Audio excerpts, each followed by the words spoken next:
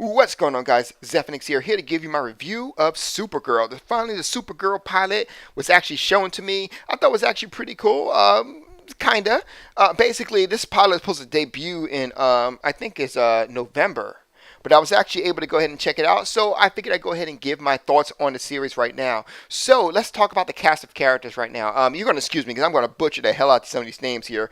Melissa Benoit's, whatever, played as Kara Zor-El, aka Kara Danvers.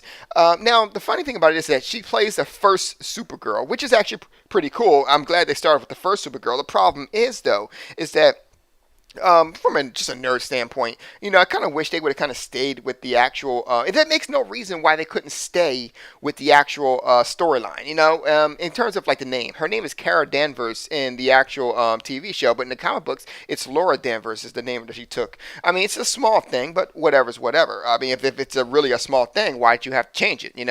Anyway, Miss Alec McBeal herself, Miss Flockhart, plays Cat Grant, which, for the record, Cat Grant is literally one of the best characters in this entire show. I will get to her in a second. That's how good she is. I really want to go ahead and dedicate just small time to her herself. Now, there's also another character called Shiloh Lee, who plays as Alexander Danvers, who is actually the adoptive sister of Kara. But the thing that kind of pissed me off a little bit was two characters, Jimmy Olsen and Hank Henshaw.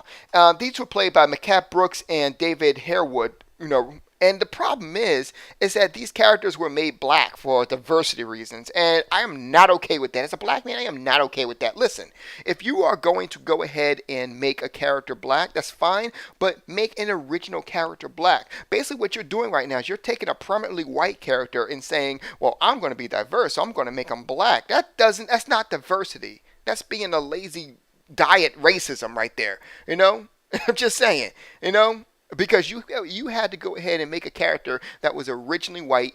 Now that he's been famous because he's white, now you want to make him black, and you think that's okay? You think that's diversity? That's not. Get over yourself. Seriously. Anyway, I mentioned before two characters too. Now you already know James Olsen, Jimmy Olsen, who that is, but Hank Henshaw is actually the cyborg Superman who actually had the red, yellow, and I think green rings as well. The lantern rings. So we could be seeing a lot of very interesting things within Supergirl here. I'm not sure, but we could be. What else? Oh, Cat Grant. Let's talk about Cat Grant for a second here, because she definitely stole the show here, which I'm very much not surprised with. After all, she's been an actress for a very long time here. In fact, she had this one phrase that I absolutely love. It was almost a jab at feminism in itself. Basically, she said that, basically what happened was she's the one who labeled, Kara as Supergirl. So Kara walks in there, she says, Supergirl, if you're going to belittle one with the name girl, isn't that, or aren't we going to be accused of being anti-feminist? So what happened was she got up, Cat Grant got up and said, what's wrong with girl? I'm a girl. You're a girl. She said, I'm a girl. I'm sexy and smart and powerful. And if you really have a problem with all that and be called a girl, wouldn't the problem be you? And I damn near fell out my seat. I was like, that was got to be the best line. Because, it made me feel like people are really, starting to stand up against some of this bullying. And I got to say, I'm glad it came from the Supergirl television show at least, But, what else? There was a couple of Easter eggs in there, such as Dean Cain. Dean Cain actually played as the stepfather of Supergirl. Basically, and if you don't know, Dean Cain actually portrayed Superman, portrayed rather Superman in the Lois and Clark, The New Adventures of Superman. So it was a couple of things here that in this particular show that was actually pretty good. A nice little nod there.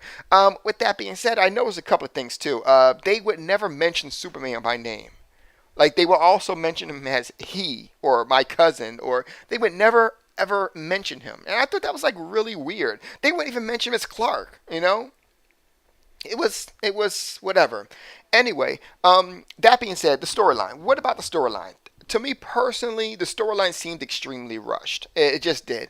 I mean, they could have took a lot more time to go ahead and kind of make her find herself and, to make it kind of, flesh out the story just a little bit more, Because it was just literally out of nowhere. This girl was sitting here pouring coffee, and all of a sudden she's seen a plane crash. And I get her sister was on it, so she decided to go and rescue it. You know, the whole Superman plane thing. You guys know we've done it many times. And all of a sudden she's like, "Hey, I feel empowered. I'm going to go save the world." And it's like, whoa, whoa, whoa, whoa, wait a minute. Wasn't there a reason why you didn't do this to begin with? You know, if it was that easy, you've been doing it already. So it's like it was a couple of things that just was not plotting right with this particular one.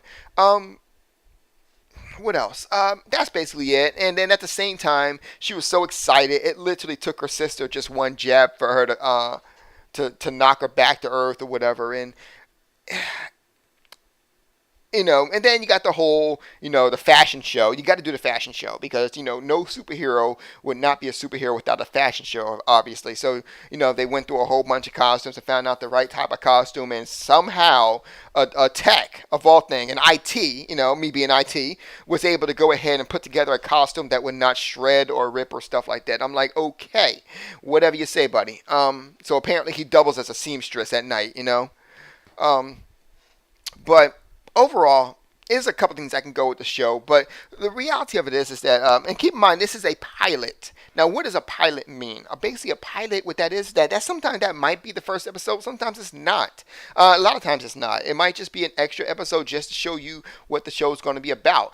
So overall, it was okay. My wife actually had a lot of choice words for it, and I would get her on the mic right now, but she went to sleep. But that's how it was. The show actually put her to sleep. But I mean, overall, the show could have did a lot more. I don't know. It just,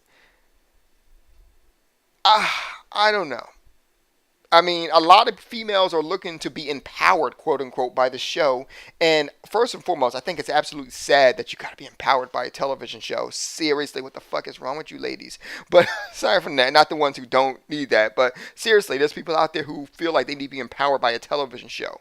Oh my Jesus. But aside from that, while the show was actually good, and I did like it, especially Cat Grant, actually absolutely I love that particular version of her. It was actually very good, which is a real big cry from her usual slutty versions, which is everywhere. Like seriously, if you look at Cat Grant on the New Adventures of Lois and Clark, she was she was usually lightly dressed. If you look at the Superman one, she usually wore like something to show off her breasts and stuff like that. So I do like this whole powerful Cat Grant one. And literally from the beginning, like she didn't have to talk too long, and I was already hooked. I was like, wow, this is gonna be my favorite character. I can already see it right now.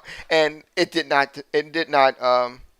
She definitely impressed. It did not by any means disappoint. But I gotta say, if I got to rate it a 1 out of 10, I got to give it about a 6. I mean, it definitely wasn't the best pilot in the world, and I've seen worse pilots, okay? I've definitely seen worse pilots. But when you're coming off of things like Arrow and Flash and stuff like that, and then this is what you're looking at, you guys got to do a little better than that. But that's just my opinion. Overall, am I telling you not to watch it? God damn no. Go ahead and watch it. It's definitely, it was not too bad. It definitely wasn't too bad at all. You guys have a good night. Zeph out.